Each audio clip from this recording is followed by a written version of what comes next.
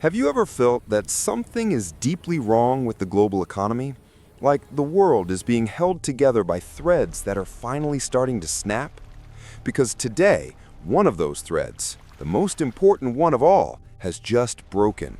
Quietly, silently, without a single warning on the nightly news. The petrodollar collapsed. Not in theory, not in prediction, in reality. And the terrifying part? Your savings, your income, and your financial future are now sitting on the fault line of a global shift bigger than 1971, bigger than 2008, and bigger than anything the modern dollar system has ever faced.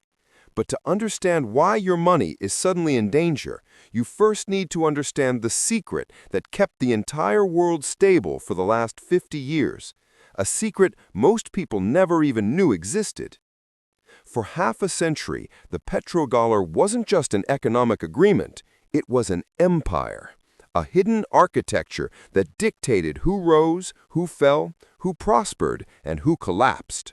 It gave the United States the power to print unimaginable amounts of money without destroying its currency. It allowed Americans to live above their means, and it forced the rest of the world to play by rules they never agreed to. But like every empire, it depended on one thing: the illusion that the dollar would always be needed. That every country, no matter how much they disliked the U.S., still needed dollars to survive. That illusion is gone. To see how we got here, we need to return to a moment when the entire global economy stood on the edge of chaos, the early 1970s. After the massive spending of the Vietnam War and the swelling costs of welfare programs, the U.S. dollar was in crisis. Foreign governments no longer trusted that the dollar was backed by real gold reserves. So countries like France began demanding gold in exchange for their dollars, and America panicked. In 1971, President Richard Nixon shocked the world by ending the dollar's connection to gold entirely. Overnight, the global financial system lost its anchor. The dollar, now unsupported by anything physical, faced a possible collapse. But then something happened, something so powerful and so hidden that most people never learned about it. In 1974, the United States made a life-changing pact with Saudi Arabia, the world's largest oil exporter. The deal was simple, but the consequences were enormous. Saudi Arabia would sell its oil only in U.S. dollars. In return, America would protect the kingdom militarily and economically. Within a few years, every major oil-producing nation followed the same model. Every country on earth now needed dollars, not because the dollar was strong, but because oil was sold in dollars. And without oil, modern civilization stops.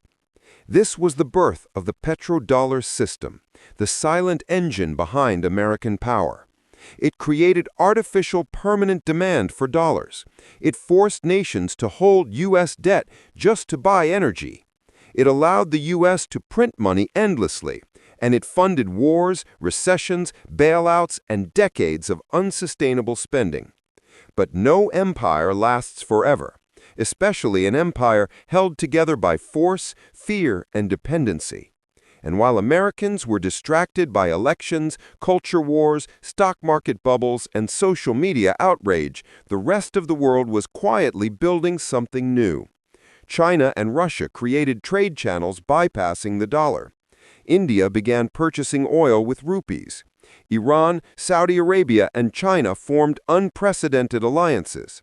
BRICS nations discussed a new global currency, and dozens of countries started buying gold at levels not seen since the 1960s. These weren't random events.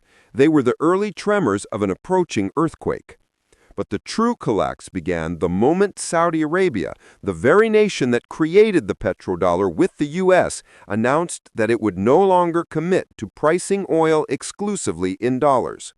That single announcement, barely discussed in Western media, was the equivalent of pulling the pin on a global financial grenade. With Saudi Arabia no longer guarding the dollar's dominance, the entire logic of the petrodollar system fell apart.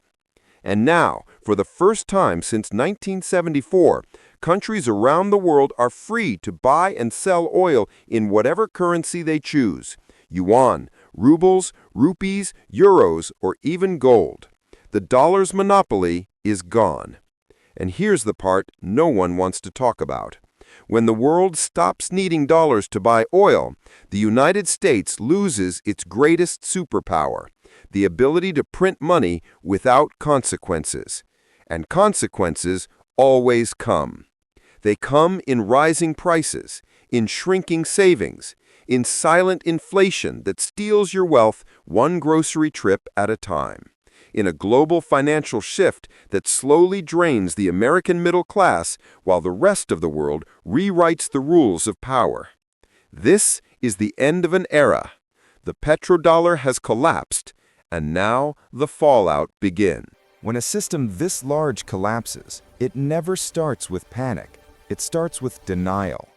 Economists brush it off. Politicians avoid the subject. Banks pretend nothing is happening. And the public? They continue their routines, unaware that the very foundation beneath their money is shifting like sand. But beneath the surface, the global financial architecture begins to twist. Stabilizers crack.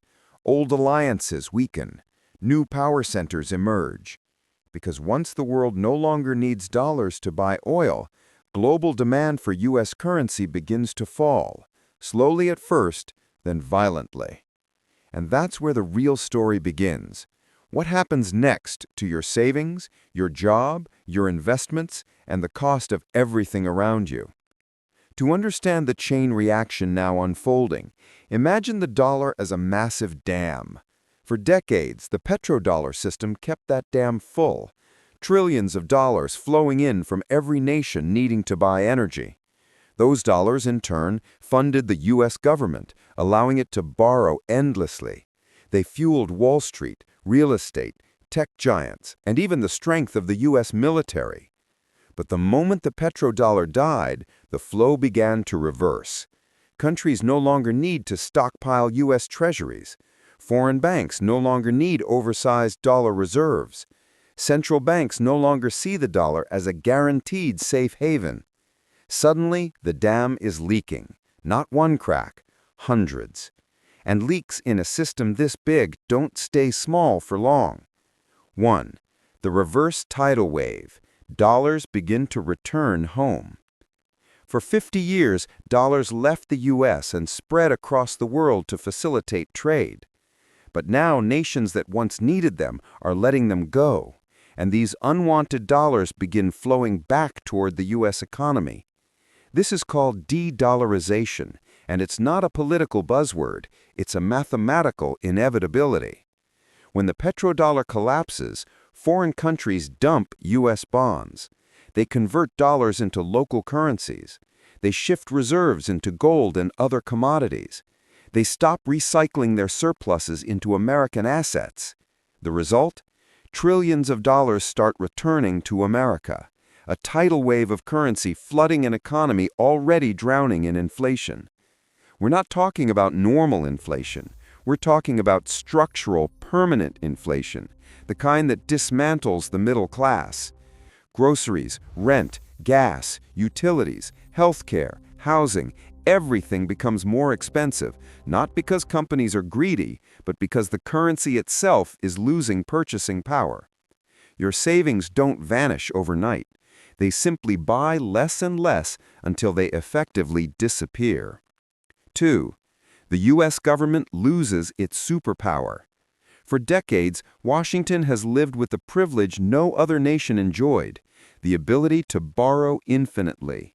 The world trusted the dollar. They needed the dollar, so they kept buying U.S. bonds, funding America's deficits.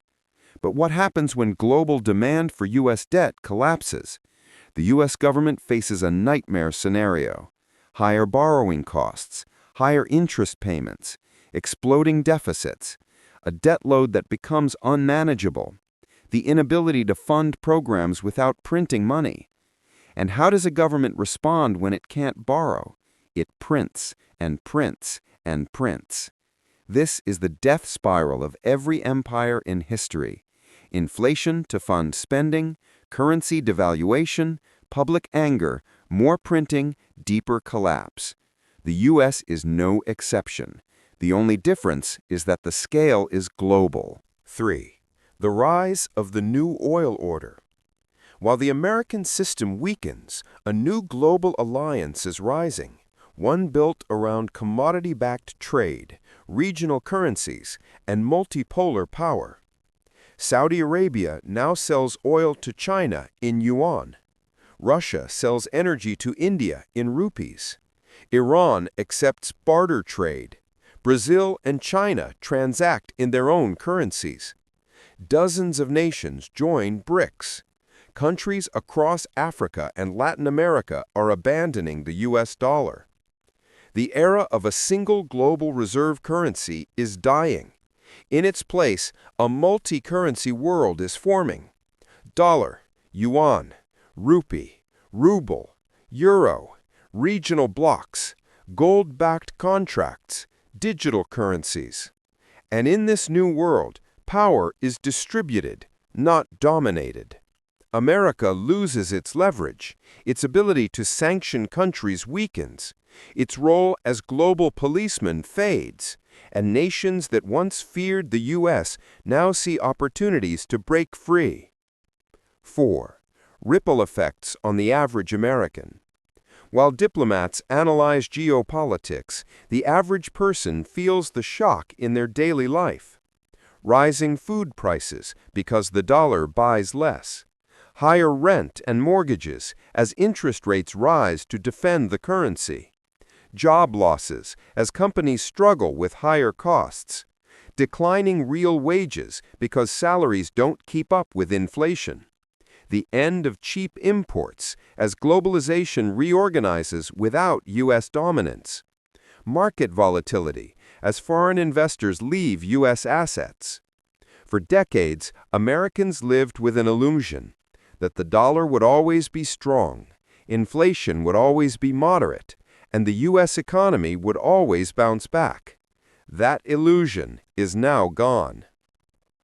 5. The shift toward gold, commodities, and hard assets. As trust in the dollar declines, the world returns to something ancient, something that predates the modern banking system by millennia: real value. Central banks buy gold at records not seen since 1967. Countries build their own SWIFT alternatives. Nations create local currency energy markets. Corporations diversify into commodities. Governments repatriate gold from foreign vaults. This isn't speculation, it's preparation. The world is preparing for a future where the dollar is just another currency, not the currency. The U.S. is preparing too, though quietly. Increasing gold reserves, restructuring alliances, creating digital dollar prototypes, and attempting to slow down de-dollarization. But it's too late. Once trust breaks, it never fully returns. 6. The psychological foundation behind a currency collapse. Currencies don't collapse because of numbers on a spreadsheet. They collapse when people stop believing. Once the world believed the dollar was stable, that it was safe, that it was eternal. Now the world believes something different, that power is shifting, that global order is changing, and that relying on a single nation's currency is dangerous. Confidence is fragile, and once it breaks, it spreads faster than any virus. This is the stage we are entering now, the psychological phase of decline, where nations begin acting on fear, not diplomacy, where markets react to every shift in alliances, where the value of savings depends on decisions made thousands of miles away. The petrodollar didn't just collapse economically, it collapsed symbolically. The world is no longer afraid to imagine a future without the dollar. And that is the greatest threat of all. History doesn't move slowly, it moves silently, and then all at once. And right now, the world is stepping into a new monetary era, one that will reshape nations, destroy fortunes, create new powers, and permanently rewrite the global balance that existed for nearly a century. The collapse of the petrodollar is not the end of the story. It is the beginning of a new one built on uncertainty, competition, and a fight for survival in a world without a single financial anchor. To understand what comes next, we need to look beyond economics and into something deeper, the logic of empires. Because the fall of the petrodollar is not just about money. It's about power, control, and the collapse of a system that once seemed eternal. 1. The fall of the last financial empire. Every major empire in history relied on a single foundation. Rome controlled the ancient world with legions. Britain controlled global trade with ships. America controlled modern civilization with the dollar. But here's the truth historians always whisper about. Empires never fall for one reason. They fall when the world discovers it no longer needs them. Rome fell when other armies learned to copy its tactics. Britain fell when Europe industrialized and no longer needed British ships. And the United States now faces the same fate, not because it lost a war, but because the world discovered it no longer needs the dollar. Oil can now be bought in yuan. Saudi Arabia is no longer loyal. Energy markets are fragmenting. BRICS is rising. Gold reserves are increasing globally. New alliances are forming without U.S. approval. An empire built on financial dependence has just watched the world become independent. 2. What happens to the dollar now? Currencies don't collapse overnight. They erode quietly, relentlessly, like a coastline eaten by waves. The dollar will not disappear. It will not become worthless, but it will lose something far more important: its privilege. No more printing without consequence. No more exporting inflation. No more living above the world through financial dominance. Instead, the U.S. will face the same realities every other nation faces: real inflation, real economic constraints, real consequences to debt, real competition, real pressure from rising powers. And as the dollar weakens, everything priced globally in dollars becomes unstable. Energy, food, shipping, commodities, trade routes, international banking, debt markets. The shock waves spread through every financial artery on Earth. 3. Your savings are not safe, and here's why. Most people think savings are safe as long as the number in the bank doesn't change. But the number doesn't matter. What matters is what that number can buy. If the dollar loses purchasing power, if inflation becomes structural, if foreign nations dump U.S. assets, if import prices rise due to currency competition, your savings can lose 20%, 40%, even 60% of real value without your bank account changing by a single cent. This is how wealth disappears quietly, not by confiscation, but by erosion. A loaf of bread doubles, rent triples, gas becomes luxury, energy bills multiply. Everything costs more, permanently. Your money still exists, it just doesn't mean anything anymore. 4. The new financial map of the world. As the petrodollar fades into history, something new takes its place: a fragmented, multipolar financial order where no single country dominates. We will see regional currency blocks, Asia using yuan, Middle East mixing currencies, Latin America trading in local money, commodity-based settlements, oil for gold, gas for yuan, lithium for rupees, digital national currencies, CBDCs reshaping control, programmable money, new forms of surveillance finance, gold-backed strategies returning, central banks buying bullion, private institutions hoarding metal, nations repatriating gold from foreign vaults, Alliance-driven trade. BRICS expanding. Non-Western alliances gaining power. Sanction-proof networks rising. The world after the petrodollar is not unified. It is divided. And in that division, new dangers emerge. 5. The return of the Cold War currency game. In the 20th century, nations fought with armies. In the 21st century, they fight with currencies. Sanctions, cyber attacks, digital sabotage, debt traps, currency manipulation, trade warfare, energy blackmail. The collapse of the petrodollar intensifies all of it. Without the dollar as a universal trade bridge, nations will weaponize their currencies, digital systems, and financial networks. Every country will defend its own interests. Every region will protect its own money. Every alliance will attempt to dominate global financial architecture. The age of passive globalization is over. The age of economic combat has begun. 6. What happens in the United States? The domestic earthquake. Inside the United States, the effects will be far greater than politicians admit. Higher interest rates to defend the dollar, real estate turbulence, stock market volatility, declining foreign investment, rising cost of living, social tension as wages fail to keep up, a shrinking middle class, and the government forced into hard choices. And these choices will not be popular. Cutting spending, raising taxes, reducing benefits, limiting monetary expansion, or choosing the path almost every declining empire eventually takes, printing until the currency breaks. 7. Why this collapse was always inevitable. No currency in history has survived forever. No monetary system has lasted unchanged. No empire has maintained absolute financial control permanently.